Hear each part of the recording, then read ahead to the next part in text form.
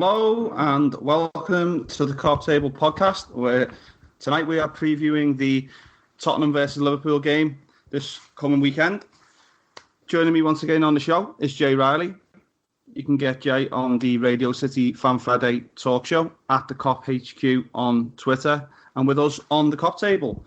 So thanks again, Jay. How are you doing?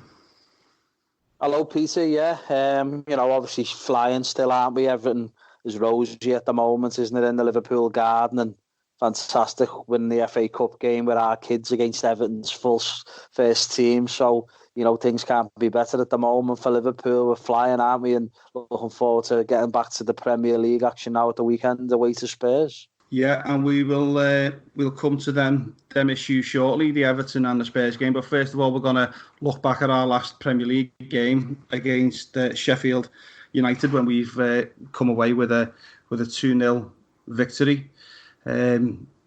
Before the game, we thought it was going to be very tough, but Liverpool pretty much dominated that game, didn't he? And put the game to bed with a 2-0 victory. But just give us your thoughts on the performance in that game, please, Jay. Yeah, I mean, I was expecting a tough game because Sheffield United had had a really good season, hadn't they, so far? And I think the only defeat that they'd suffered away from home was against Manchester City in the game before. And, obviously Liverpool and Man City, the two best teams in the Premier League. And I was hoping that might have knocked the stuffing out of them a little bit. And that proved to be the case, really, because Sheffield United didn't really perform very well at Anfield. I didn't think, they didn't turn up to the team that has played majority of this season.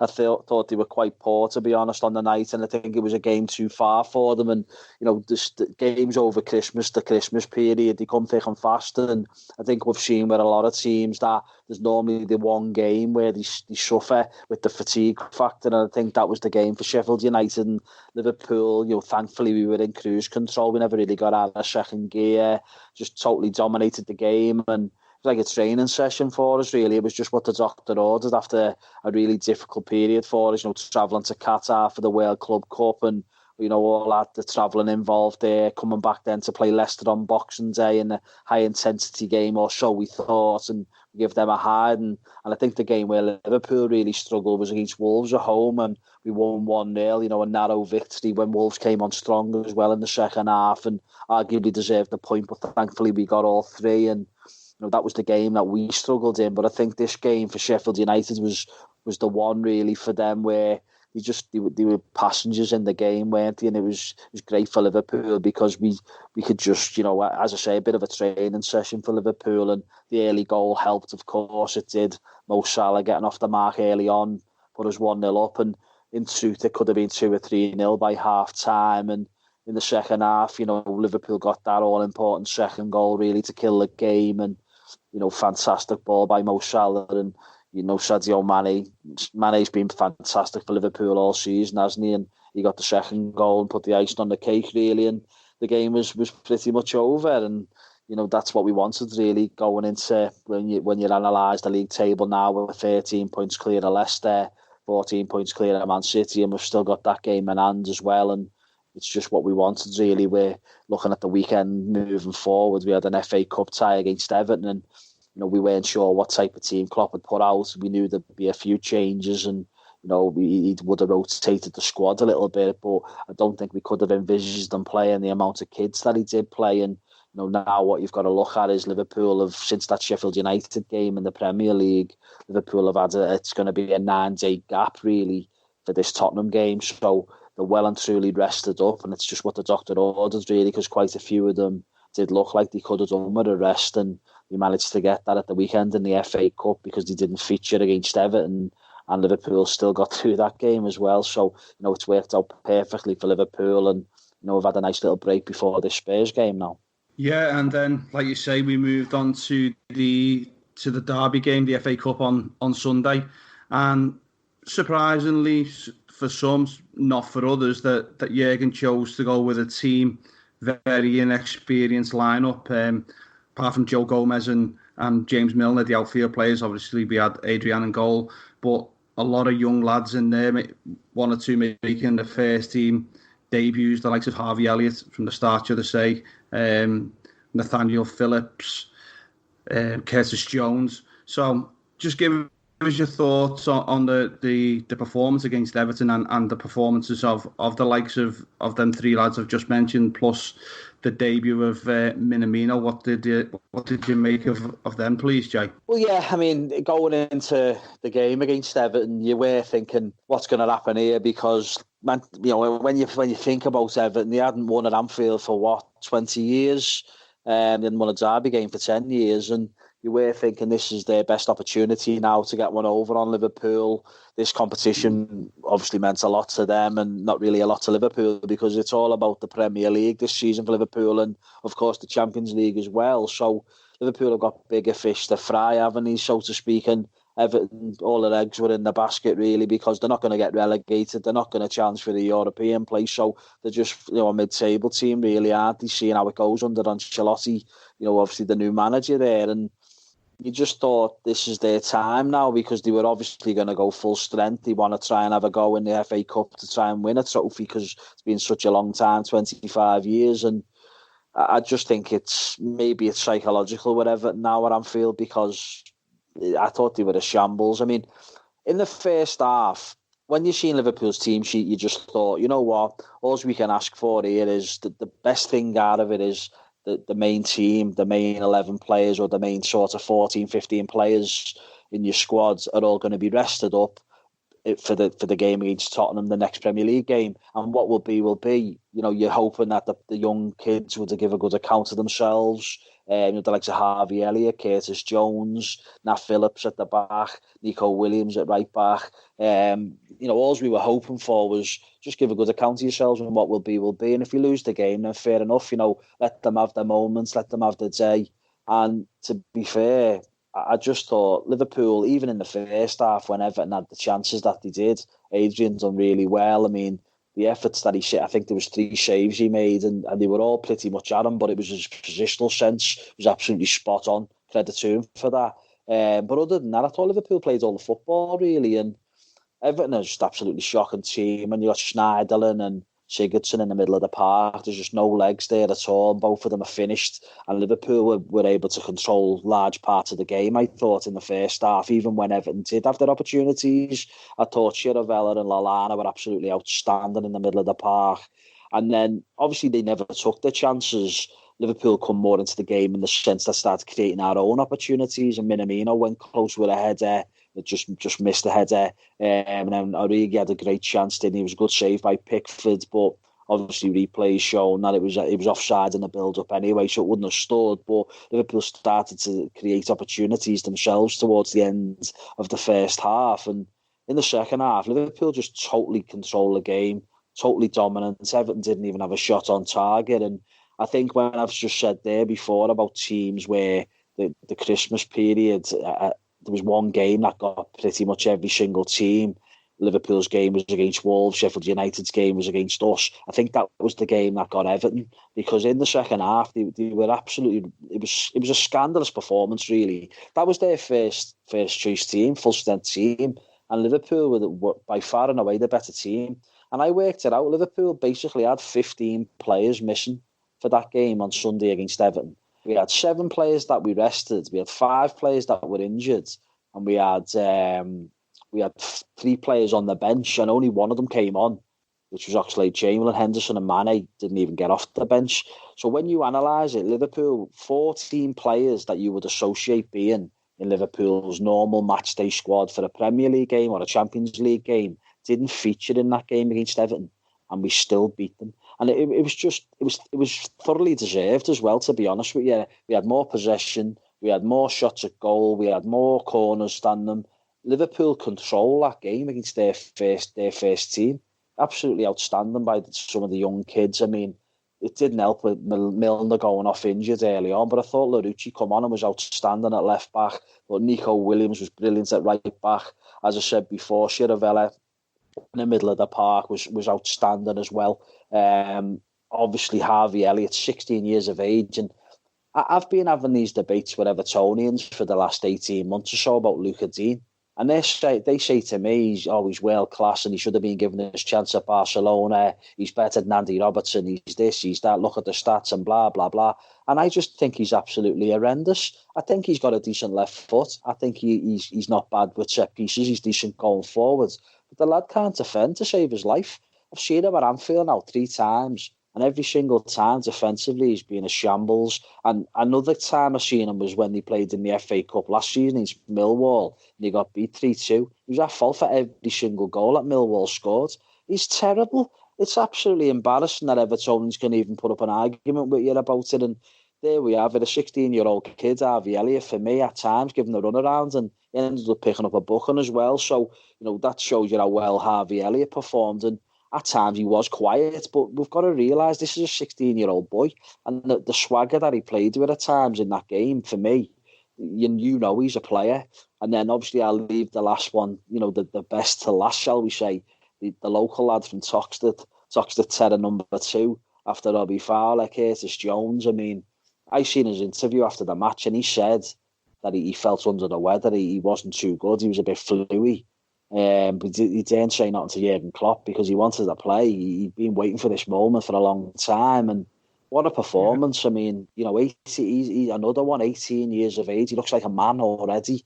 When you're 18, you're still developing, aren't you? And he looks like he's a proper man now. And, what a fantastic goal. I mean, to score a goal of that magnitude in a derby game when you're playing it was pretty much Liverpool's C team, wasn't it, at the end of the day? Because when we beat them back in December in the league game 5-2, we made 5 or 6 changes for that game as well. There was a lot of squad players and fringe players who started on that evening when we won 5-2 against them. So this was arguably our 3rd string, and we've just beat them again. And it was an absolute wonder goal by Curtis Jones. I mean, he worked his socks off all day long, and to score a goal like that, it's absolutely fantastic. And hopefully he's got a massive future ahead of him. And it's, that's just stuff of dreams, isn't it? I mean, you grew up being a Liverpool fan and wanting to play for Liverpool. I did myself, and imagine being 18 years of age and scoring a winning goal in a derby game, and not just any type of goal. What a wonderful strike it was. It was right in the corner, wasn't it? I mean, we all have a go at Pickford and say he's got little tiny arms, he's T-Rex and what have you, but at the end of the day, no goalkeeper was stopping that because it went in on the underside of the crossbar. So it was perfection, really, by Curtis Jones. And what a way to win a derby game, but absolutely humiliating for Everton. And as I say, it's psychological for them, isn't it? And we've heard all the talk after the game, haven't we, about there was murder in the dressing room, senior players arguing with like the coaching staff and Duncan Ferguson and what have you, and certain players squaring up to him and all that. They're absolute in turmoil, aren't they? I mean, it's humiliating for them because they lost. As I say, I'm adamant that they've lost to our 3rd thing there because Liverpool, it was a team are full of kids. We had a couple of experienced players in there, like Joe Gomez is only 22, but played a lot of times for Liverpool, hasn't he, for a few seasons now. Adrian's about 33, 34, and he was in goal, and Adam Lallana as well. So you look and saying the rest of them were all kids, weren't they, and fringe players. I mean, even Divock Origi's only 24.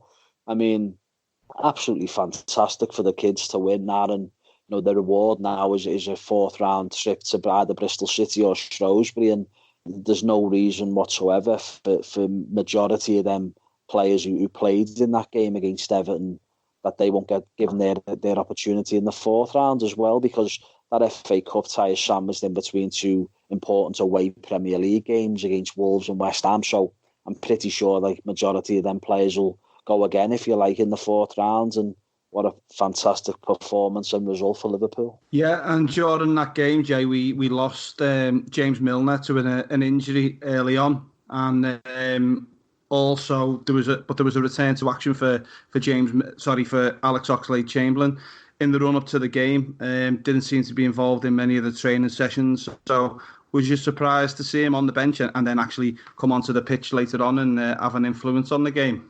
Yeah, it was a little bit of a surprise, wasn't it? Because, I mean, all the talk was Liverpool had got quite a few injuries, really, haven't he? Fabinho's been out for a while, Matip's been out for a while, Lovren and Oxlade-Chamberlain, more recent injuries, and of course Keita as well, injured as well. So, it was a bit of a shock to the system when all the rumoured teams that you see in Oxlade-Chamberlain in the squad, and you're thinking, where's that come from? Because Klopp never really alluded to anything that he'd be involved, and all of a sudden he's there in a matchday squad and he's on the bench, and it's great really because Liverpool have just had absolutely incredible run of games, haven't they? I mean, every team has, of course, but Liverpool have just been to Qatar to play in a tournament. So, you know, Liverpool to suffer the injuries that they have done, it was great to get a player back from injury like Oxlade-Chamberlain, and he could be important actually for this game against Tottenham. Not necessarily starting the game, but, you know, to play off the bench to be part of the squad because he can unlock a defence and he does score goals from midfield, and we've got a fair idea of how Tottenham are going to play on Saturday under Mourinho, and it could be important, like someone like an Oxlade-Chamberlain at the weekend. So for him to return and get some game time in the Merseyside derby was great, really, and he looked lively. You know, he didn't look like he'd been injured for 2 or 3 weeks, did he? He looked okay, and it was a pleasant surprise, really, that not many people knew about. So yeah, here's hoping that he can have can put in a shift for us on Saturday if called upon. Yeah, and looking forward to this Tottenham game, Jay. Obviously, Tottenham have now got a fair few injuries themselves, haven't they? With the likes of Harry Kane, he looks like he's going to be out long term. I think it's Ndombele's out as well, possibly Moussa Sissoko. So possibly a front three of Ali, Son, and Moura for Tottenham in midfield. I was just having a little look before their predicted lineups are going like Eric Dyer and Eriksen in midfield. Doesn't seem to include Harry Winks, a lot of them. So even though they are suffering with a few injuries, this Tottenham side is still not to be taken lightly, are they? And they can still cause us problems. So just give us your thoughts on the potential threat from Tottenham, please, Jay. Well, yeah, you're dead right. I mean, Tottenham are still a very good side and you've got to respect them. I mean, they've been together for a number of years now, this group of players, and they are a good side, and we've only just recently played them in a European Cup final as well, and things didn't quite work out for them. They made a couple of signings in the summer and it just didn't work out, did it, with Pochettino, and some of the results were poor, really, and they had to change the manager. Thought it was a bit of a shock to the system. But when you analyse the stats, they've lost a lot of games of football, which surprised me really how bad they had been. They either used to win games or lose games. They didn't really draw too often, did they? So it probably deflected how bad they actually had been, because when you are winning quite a few on the spin and all of a sudden you're winning, you're losing a few on the spin, it's sort of like sugarcoated a little bit, doesn't it? That, you know, you think that they're not doing too badly, but then when you look at the stats, they'd lost an awful lot of games of football. So Pochettino lost his job and he ended up moving for Mourinho, and obviously he's an experienced coach, isn't he? More experienced than Pochettino anyway, and he's been a winner virtually everywhere that he's gone to, and I do think he's gone a little bit stale now, though. He's not the manager he once was. I think maybe football's evolved a little bit and Mourinho hasn't really evolved with the game the last 5 years or so, and he's ended up at Tottenham, and it was a little bit of a shock to the system, really, him going there, because he's used to going to clubs that have got tons and tons of money to spend, and they're competing for the major honours in the countries and the leagues that they play in. And for him to go to Tottenham was a little bit of a surprise, but maybe it's the London factor and being out the game, hadn't he, for virtually 12 months when he lost his job against Manchester United. So, obviously it's a strange situation, really, him being in control of Tottenham. But I just think you've still got to respect them because, yeah, okay, they've got a few injuries there, as you've mentioned. Harry Kane, no matter what anybody says about him, he's a goal scorer and he's a massive goal threat. I do think that they can probably play slightly better brand of football without him, though. I mean, they've got Son back for this game, who's returning from a 3-match suspension. They've also got Lucas Moura, who I was quite relieved that he never played in the Champions League final against us, because he's the man that got the hat-trick against Ajax away from home, that actually got them to Madrid. So, I think they made a mistake there by not selecting him in the final. So he probably will play in the game on Saturday. I've also got Dele Alli, who I've been quite critical of over the last 18 months. I don't think he's developed or progressed as the player he looked like he was going to be 2 years ago. But since Mourinho's gone to the club, he has had an upturn in form. So he is a player in form. So he is certainly one to watch on Saturday as well. Other than that, yeah, they've got injuries in the middle of the park. I mean, Moussa Sissoko, I've never really been a fan of him I think he's a bit brainless at times, and he gave away the penalty, didn't he, for Liverpool in the first minute in Madrid? And I think he's a bit of a battering ram midfielder, like a powerhouse, but I think he lacks a little bit of intelligence, a bit ill-disciplined in terms of like the game knowledge, if you get where I'm coming from. I just don't think he's that great a miss for them. And Ndombele, well, how much did they pay for him in the summer? Was it £60 million? I think he looks like he's got something, but he's not really settled great yet, has he, at Tottenham, and not really set the world alight, has he, in the Premier League. And with him being out, it's probably a little bit of a bonus because he's shutting out the ordinary, isn't he? That, like, you never know, he could turn it on his day, but he's going to be missing the game through injury as well. So you're looking at a midfield for them of Eric Dyer, who I've slated him for many a year. I think he's an absolutely awful footballer. And I do think Harry Winks will play. Surely he'll play. I mean, unless he's got an injury that I'm unaware of, but I think he'll probably play as well. And I do think Winks is a good footballer. And Christian Eriksen will probably play as well. So they've got players there that can hear you, creative players in Eriksen, Son and Moura. So, you can't really take them lightly because they're at home as well, don't forget. So, and another thing as well going into this game, Jose Mourinho, don't forget, last time he managed against Liverpool, he got sacked, didn't he, when Liverpool beat them 3-1 at Anfield when he's Manchester United manager. He lost his job after that game. So, he's got a point to prove as well because he'll be looking at this thinking, he done a lot of punditry, didn't he, and watched a lot of Liverpool's games the back end of last season and at the start of this season. And there was certain, things that he's mentioned about how Liverpool tend to struggle against the low block teams. And I disagree with him in some ways because Liverpool come up against that quite often in games, and we've figured out a way of getting around that because Liverpool have won 19 out of 20 Premier League games this season. So the proof's in the pudding of being getting the results. But I do see where he's coming from, and he's not soft. If there's one man that's good at coming up with a cunning plan and spoiling tactics, it's Jose Mourinho. So there's many factors going into this game, and yeah, they've got injuries, but they've got a big squad, haven't they? They've got a good group of players, a good squad there, really. So even though they've got 3 or 4 players missing, they can still put out a very good 11 for this match on Saturday. There's no doubt about that. And another player that I think is quite poor, really, but he always tends to do okay against Liverpool is Eric Lamela. He scored against us last season at Wembley when we beat them 2-1. He also won a penalty against us at Anfield, if I remember rightly, when we drew 2-2. The last kick of the game with Van Dijk, and Harry Kane stepped up and equalised to make it 2-2. So, he, even though I don't think he's the best player in the world, he always tends to do okay against Liverpool. So he's another player as well that could cause us a few problems if whether or not he starts the game or he comes off the bench. I'm not too sure.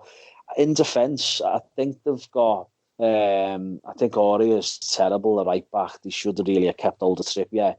In the left back area, that's interesting because Ben Davies is injured, and I think Danny Rose is being injured as well. Whether or not he's going to be back for this game, I'm not so sure. If he doesn't play there, Vertonghen's played there a little bit, hasn't he? So that's a bit of an issue because he's a centre-half playing out of position. So I wonder if they go 3 at the back, really, where Sessegnon might play as a wing back. But as I say, it's for them to worry about us more than anything else, us to worry about them, because Liverpool are the team flying high, top of the Premier League, 13 points clear. Tottenham are the team that have had a poor season and they're playing catch up to try and get in the top 4. So the onus is on them being at home to try and get the result, really. But Liverpool coming to town, as I say, we're well rested, aren't we? We haven't played for this. There'll be a 9-day gap, really, from the Sheffield United game. So we've got no complaints whatsoever going into this game. So I just think, we've got to respect Tottenham and also the Mourinho factor. But this Liverpool team's like a machine, and hopefully we'll be okay on Saturday. Yeah, and just before we do our score predictions, Jay, just 1 or 2 bits of transfer news that's been coming in over the past few days. Obviously, most of them aren't new rumours, but we've now announced the deal with Nike, haven't we? Starting at the end of the season 2020, and there's a lot of talk that we were interested in Jadon Sancho. But I'd like to ask you about the one that's on everyone's lips. Really, it could be a bit far fetched. There could be something in Nike behind it, but just give us your thoughts on the potential transfer of Kylian Mbappe. Obviously, Klopp wanted him from Monaco. Is he too much of a is he financially out of our range? Is it going to be a club that Kylian wants to move to? So just give us your thoughts on the potential move for Mbappe, please, Jay. Well, of course, Mbappe's sensational talent, isn't he? And it's no secret that Jurgen Klopp liked him probably maybe 3 years ago now when he was a young boy. And I just think that it's a pipe dream, isn't it, at the end of the day? What you've got to consider is he's probably going to command a transfer fee of around about 200 to 250 million pounds. In terms of wages, you're probably looking at between 400 grand a week, maybe 500 grand a week. They're astronomical numbers, and it's just not numbers that Liverpool are, used to paying their players.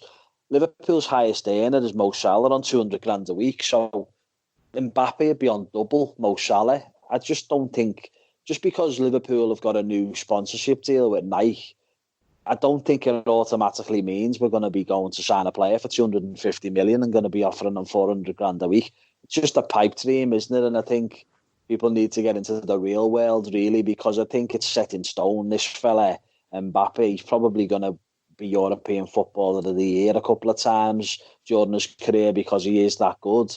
But I just think he's probably going to end up somewhere like Real Madrid, because they are the type of club that will pay silly money for players and will pay obviously silly wages as well. Liverpool just don't do that type of thing. And just because we've got this deal with Nike, we've still got to get into the real world. The deal is only actually guaranteed to be around about £30 million a year. It's what we get in terms of sales, isn't it? And of course, Liverpool will end up getting a lot more than £30 million a year. We might end up doubling that, or even potentially getting upwards to £80 million a year. But it doesn't automatically mean we're going to be in the market for signing players for silly amounts of money. I mean, I even think that Sancho is... I know we've got a keen interest in Sancho. He's a player that we really like. Klopp's liked him for a while. He's someone that we would like to try and get in the summer. But again, you're looking at the figures that they're talking about, 120 million euros, like what's that, 110 million pounds?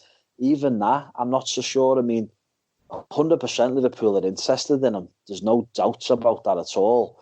The problem is, it's whether or not, is he going to be worth the outlay of 110 million pounds, unless Liverpool can maybe put a player in the deal like Harry Wilson or a Marco Grujic or someone that might knock off 20 or 30 million pounds of the fee. I'm not so sure. It's one that could, rumble on into the summer. It certainly won't be happening in the January transfer window, but it could happen in the summer. Who knows? There's other clubs that are going to be interested in him, namely, Chelsea and Manchester United as well. I think he's definitely going to be coming back to the Premier League. But I look at Chelsea and I think, why would they need him, really? And they've got Hudson-Odoi, who to me is a similar ilk, isn't he, to Sancho? So why do they really need Sancho? Manchester United, of course, they'd want someone like Sancho. But would he really want to go to United, who are probably unlikely to be in the Champions League next season? They might throw loads of money at him to try and attract him and try and get him. But at this moment in time, who wants to go to Manchester United? They're a struggling club, aren't they? They still might be a massive club, but they're not competing for the big trophies no more. So why would Sancho at the age of 19 want to go to Manchester United? It wouldn't make any sense. Man City could, of course, go back in for him. They actually let him go, didn't he? They let him go to Dortmund, and I think there's all the talk, isn't he, that if a club agree a fee with Dortmund, then if they match it, then they're entitled to go for him as well, or they've got first refusal or whatever on him. I don't know how true it is, but if it is true, then it's up to the player, isn't it? What does he do? Does he assess it and think, well, they discarded me a couple of years ago, they didn't want me, so would you really want to go back to a club who let him go and had no interest in him? I don't know, I'm not so sure, but I do think he'll return to England, and it does limit the amount of clubs that can really attract him and that can buy him, because there's not that many teams who can afford £100 million transfer fee, is there?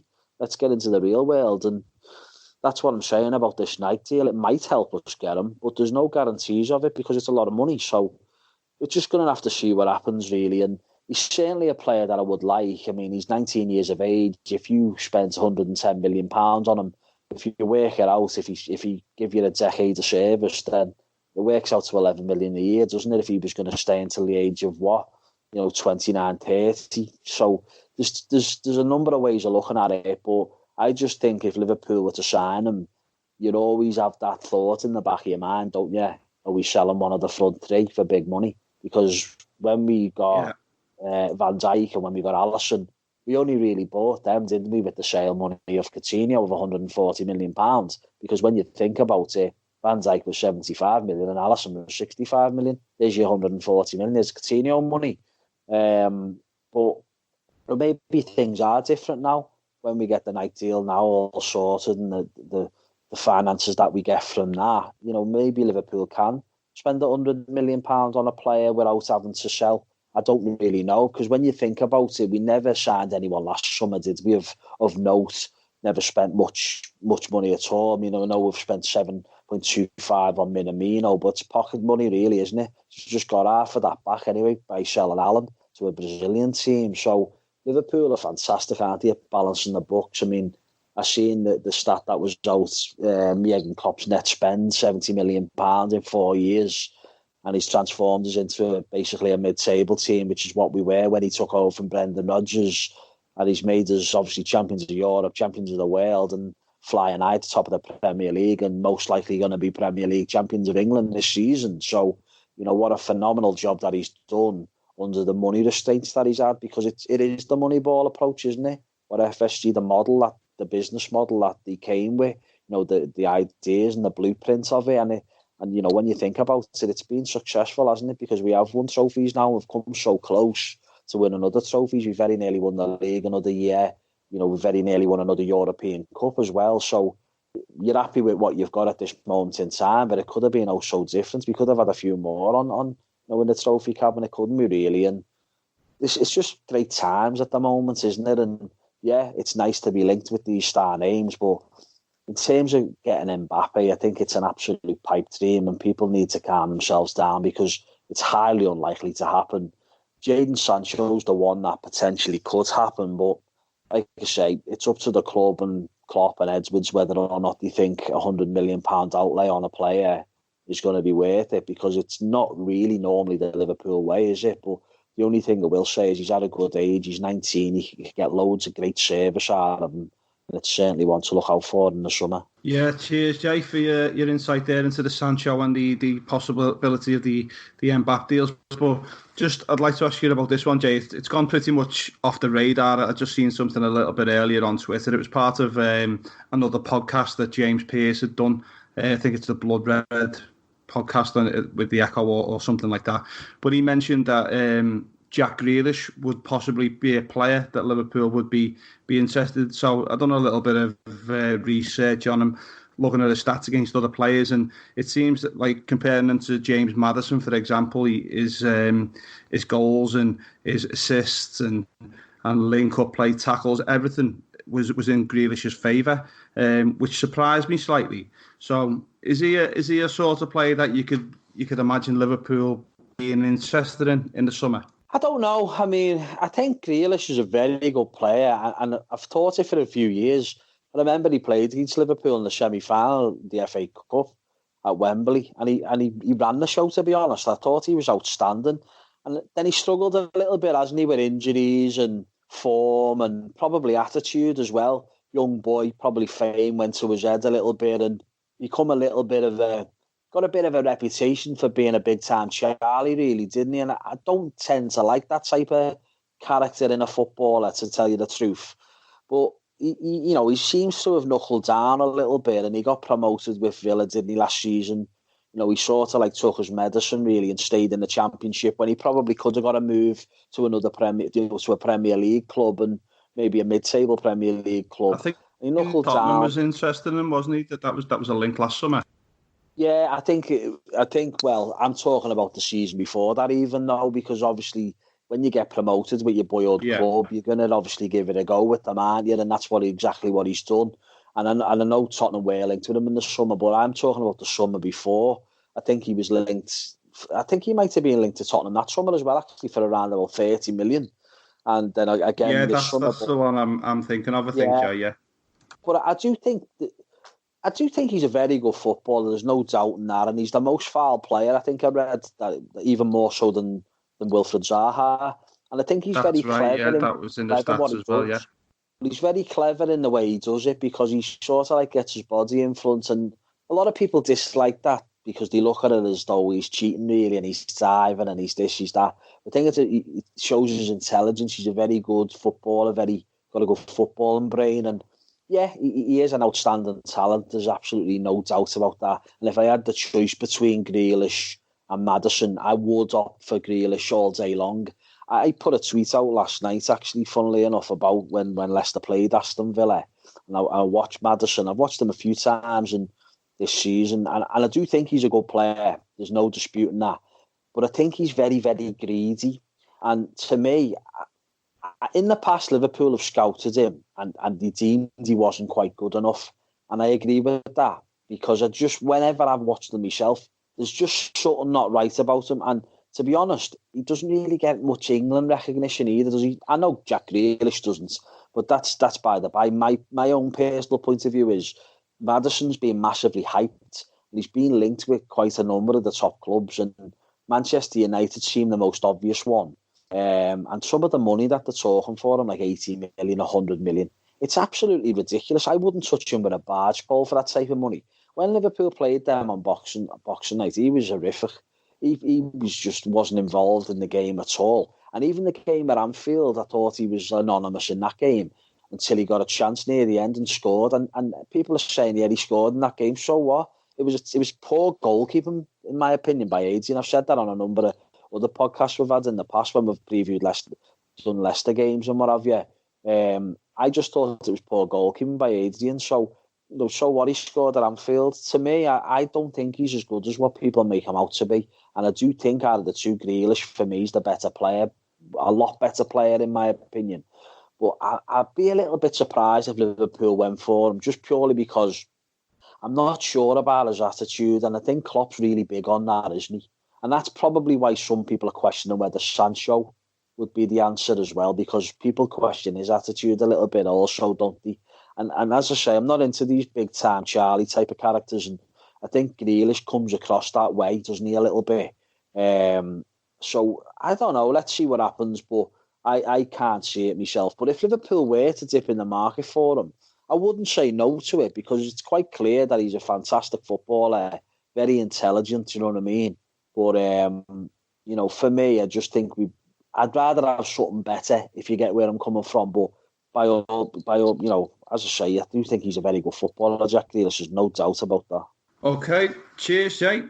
Thanks very much. Right, what we'll do just before we end the show, we'll do our usual score predictions. So, Tottenham away, give us your thoughts on a score prediction, please, Jay, and your reasons for them. Well, as I mentioned before, I think it's the Mourinho factor, isn't it? Because he's not soft. He knows this is a very good Liverpool side. He's also probably smarting a little bit from last season because we basically effectively got him the sack, didn't we, when he was Manchester United manager? So he might have a point to prove.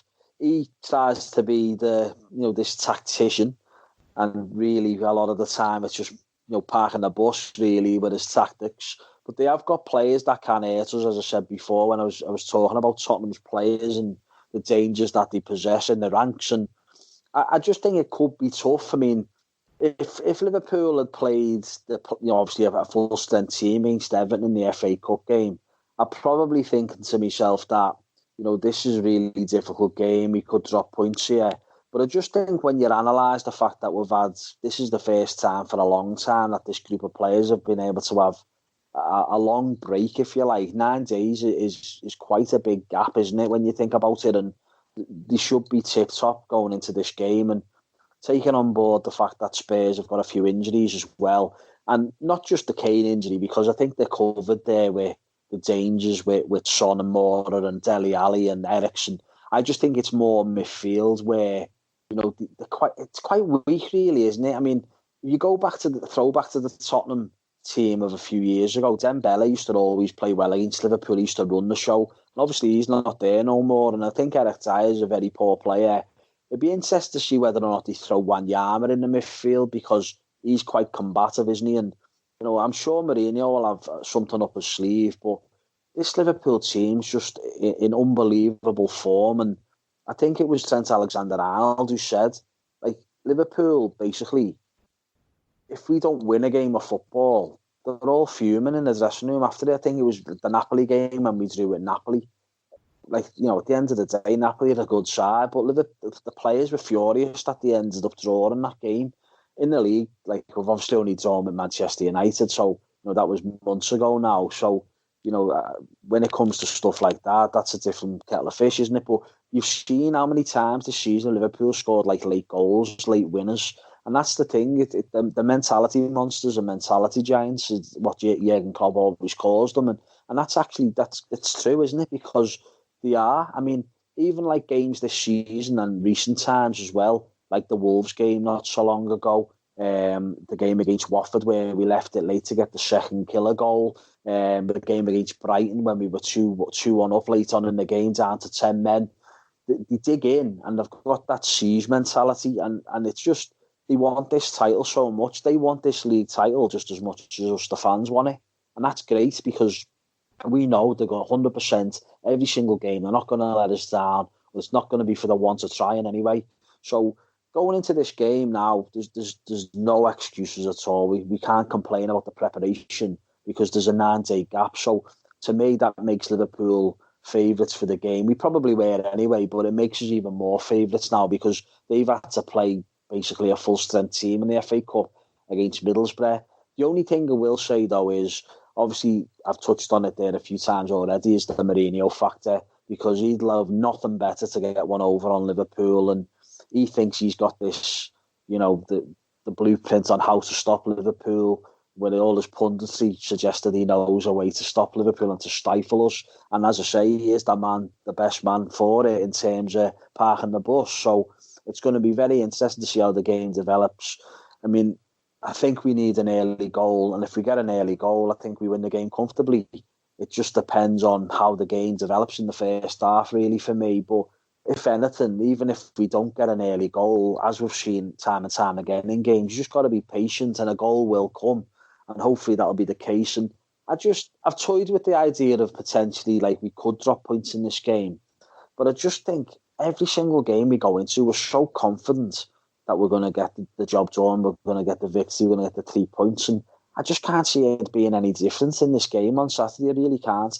I respect Spurs. I think they've got some really good players. They've got 4 or 5 injuries, haven't they? I mean, even the goalkeeper's out. Gazaniga had an unbelievable game at Anfield when we played them earlier on in the season. It was 2-1 in the end, that game, but really it could have been 5 or 6. Liverpool absolutely murdered them. And Lloris is still out injured. So, again, they've got an injury in that area of the team as well, the goalkeeping department. So, as I say, there's no excuses. I think Liverpool, with the preparation time that we've had, I'm sure, I think we will get the job done. So I'm going to go for a 2-1 Liverpool victory. Going to go for a 2-1 victory. Jay? Yeah, I was thinking of something along the same lines myself. Obviously, with Tottenham being the home side, they're going to have to come out and play a little bit. And obviously, we've kept a lot of clean sheets lately, but I just think, they might breach our defence in this game and score a goal. But with yourself going for the 2-1, I'll go for a 3-1 victory for Liverpool. I think, like you say, the boys, they're all going to be refreshed. Hardly any of them will have featured in the past 9-10 days. Only Joe Gomez. So all the front line of Firmino, Mane, Salah, and the backup behind him, they're all fresh, and they're all going to be ready to go for this game and go back into the Premier League and hopefully come away with another 3 points, which is what they're going to be aiming to do. So yeah, I'm going to go with a 3-1 victory for Liverpool in this fixture. Right, so just before we go, just a few thank yous to do. Obviously, the guys at LFC Day Trippers for putting out all the podcasts. Big thanks to the LFC Online Facebook, Instagram, Twitter page for putting out all our podcasts on their platform.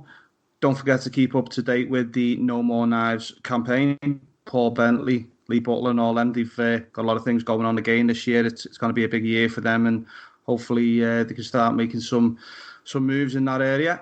So thanks everybody again for listening. That's the Tottenham versus Liverpool preview podcast, and thanks again for joining me, Jay. Yeah, cheers, mate. You know, obviously it's great at the moment, isn't it, being ahead? So we're just looking forward to every game, aren't we? And hopefully on Saturday, Liverpool can stretch the lead at the top of the Premier League.